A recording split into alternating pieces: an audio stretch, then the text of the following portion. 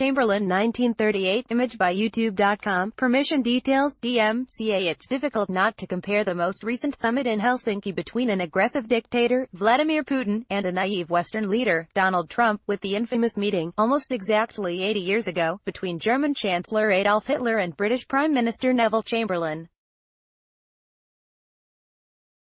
The famous picture of Chamberlain returning from Munich in September 1938, waving a signed document and declaring the immortal words, "Peace for our time," has become one of the 20th century's most durable and iconic images. Having tested Western resolve and found it lacking, Hitler moved swiftly to absorb the province, then engineer the takeover or Anschluss of Austria, and within a year launch his campaign to conquer Poland and subsequently the rest of Europe, igniting World War II. Over the ensuing decades, the names Munich and Chamberlain have stood as notorious reminders to all those with historical memories of the dangerous consequences of appeasing dictators and giving in to aggression.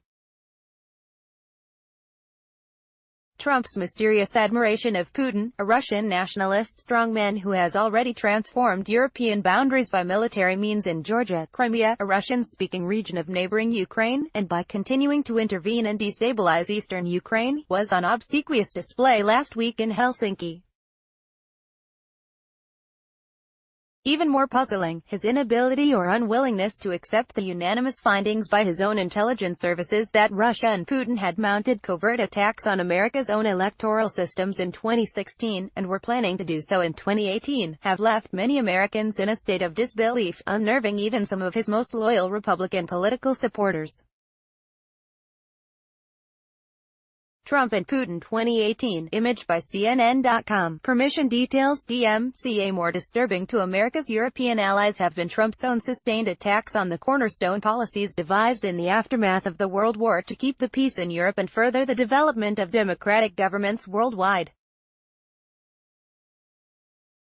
Along with promoting tariff wars and a throwback America First policy reminiscent of isolationism in the 1930s, the American president appears to be either ignorant of or determined to rewrite 8 decades of world history.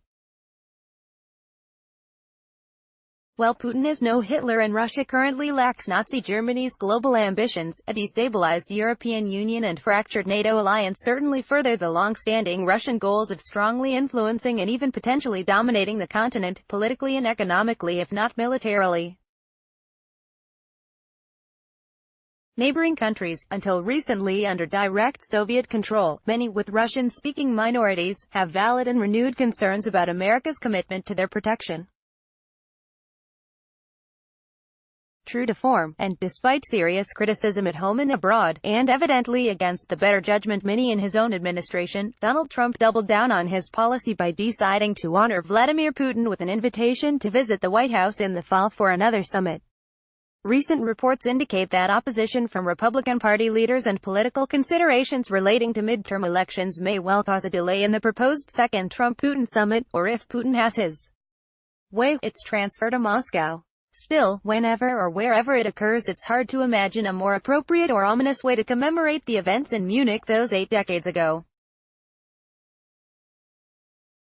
Advertisement. Les Adler, Emeritus Professor of History, Sonoma State University. OpenNews.com. Les Adler is Professor Emeritus of History in the Hutchins School of Liberal Studies at Sonoma State University.